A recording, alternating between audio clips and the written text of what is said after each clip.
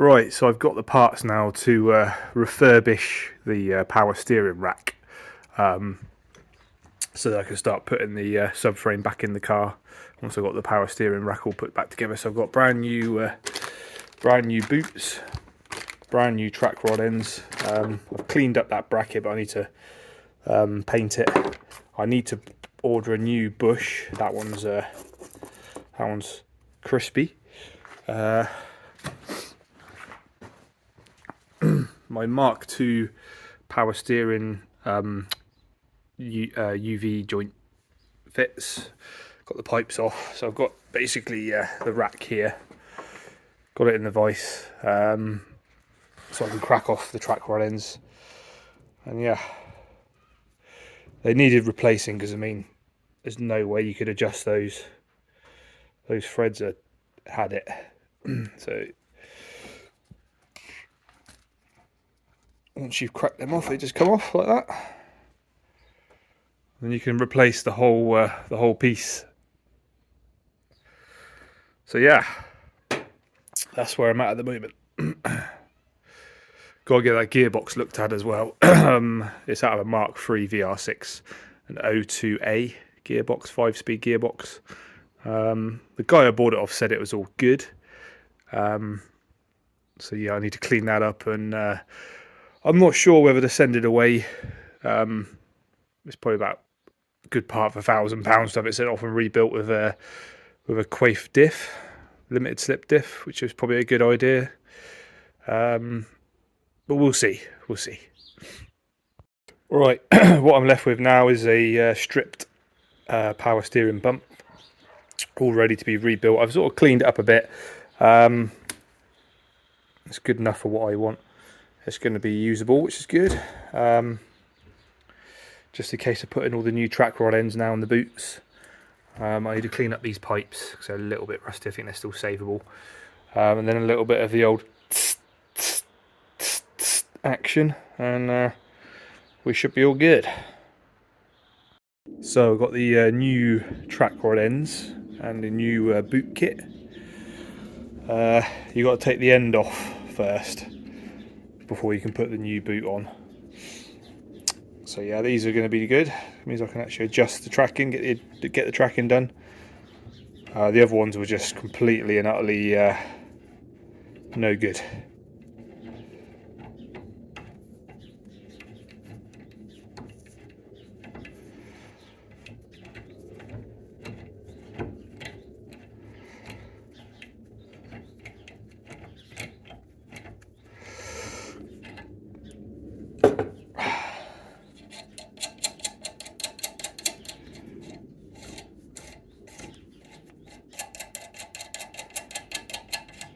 Quite a long thread.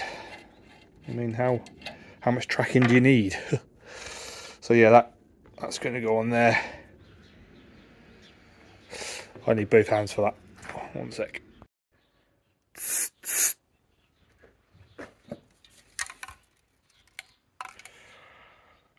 Good stuff that is to use. Got tons of it, that's why I'm using it.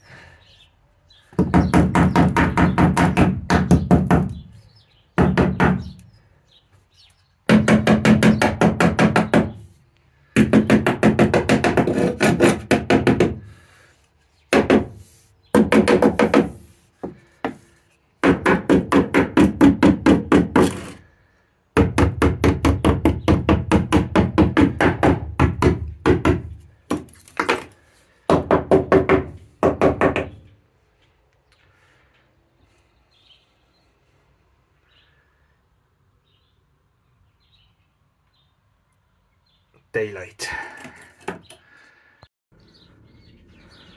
Got to try and tidy up some of this surface rust and just assess how much rust, how much welding is going to be needed and how much of this is savable.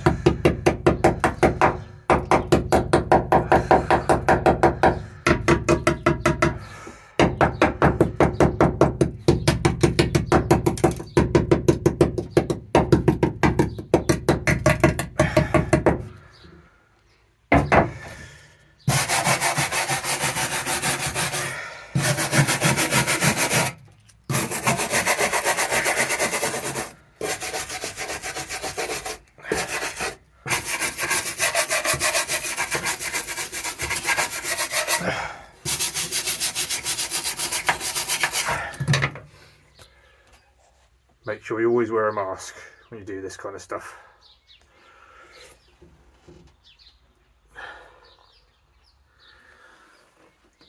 Yeah. Anyone would have thought this car was left with its windows wide open for 20 years.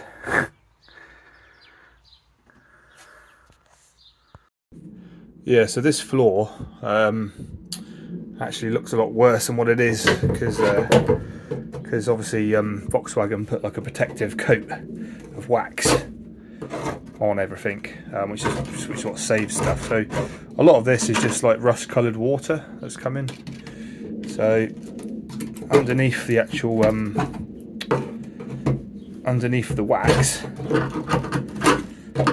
if you can see that,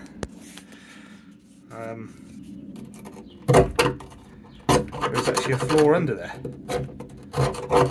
up until obviously there. So I'll probably, you know, cut this bit out. Yeah, I'll just clean all this up. It shouldn't be as bad as it looks, to be honest with you.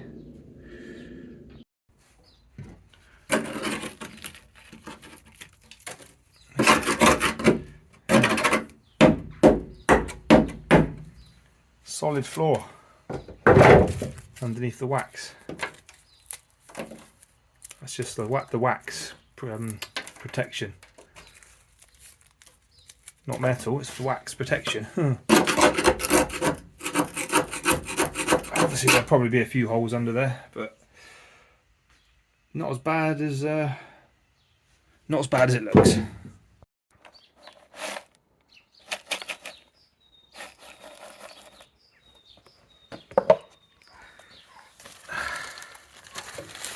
Yeah. When you can sweep up a car with a dustpan and brush, you know you've got rust problems. I've just given it a quick once over, so I've scraped off all the factory under seal, and the floor, obviously apart from this bit here, is fairly solid. So what I'll do is I'll probably cut this side out rather than cutting the whole floor out, because you've got this this centerpiece here that goes underneath and it's like a box section, so yeah, I don't really want to disturb that too much. So what I'll probably do, I'll just cut this half of the floor out and then just cut the section I've got and weld that piece in, because the other side, this side's completely solid. So yeah, it looked a lot worse than it actually was. I've also sort of wire brushed some of the surface rust, and there are a few little holes in the back. So yeah, still needs a bit more attention, but thought I'd just make a little start on it today just to see how bad it is. And obviously I want to try and treat the rust as soon as possible, really, because if I just leave it, it'll just get even worse. So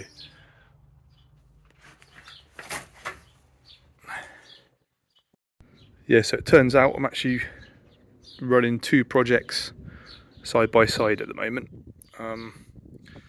So we've got the 20 valve turbo track car and the 3.2 litre vr6 24 valve, just like a weekend fun car I'm going to build it as.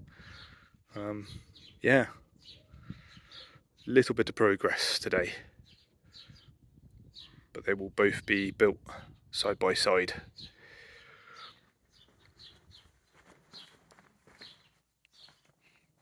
So I just need to order the new mount to go on there. Then I can put all that back together again. Then I can actually bolt the subframe up into the car. I need to finish off painting, but yeah, making progress. Then the next stage will be getting the wiring loom in the car. Little bit of progress. Yeah, I've got these deep dish banded steels for the 85 GTI. I've got these on there at the moment. They look fairly sort of OEM, which I kind of want to go for. So I want the car to be a little bit of a sleeper. I don't want, you know, it's either a toss up between these or some BBS alloys that I've got. But I don't know, I think these deep dish banded steels will look pretty cool on this car.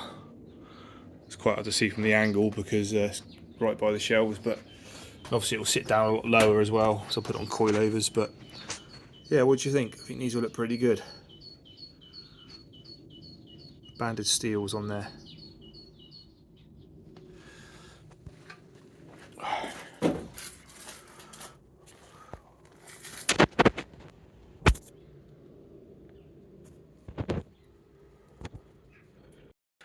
Yes, I've also got a fully converted loom for my 85 GTI, the VR6 project, the 3.2. So shout out to Dub Nuts.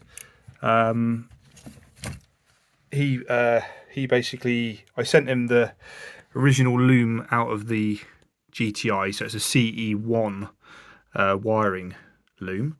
And I also sent him the wiring loom that came with my engine, the 3.2 out of the Audi TT, and he spliced the two together. So I've got a completely custom made loom. I've also got the tack converter as well, can converter, sorry, so I can run my original GTI clocks, which is pretty cool. Although I've got some 16 valve clocks to go into it, so it's not the original clocks, but they're Mark II clocks. So it's pretty cool. I can use Mark II clocks with this setup into a CE1 wiring fuse box. So yeah, that'll be one of the next jobs to fit this wiring loom, because this has got to go in before the engine goes in. Just makes life a little bit easier doing that, trying to get it in through the bulkhead. So I need to basically get the wiring loom fitted, then I need to put all the brakes back on, bleed up the brakes, make sure there's no leaks in the brakes before I get the engine in, because messing about with the servo and obviously get all where the loom comes through underneath the servo will be quite tricky when the engine's in place. So yeah, all good.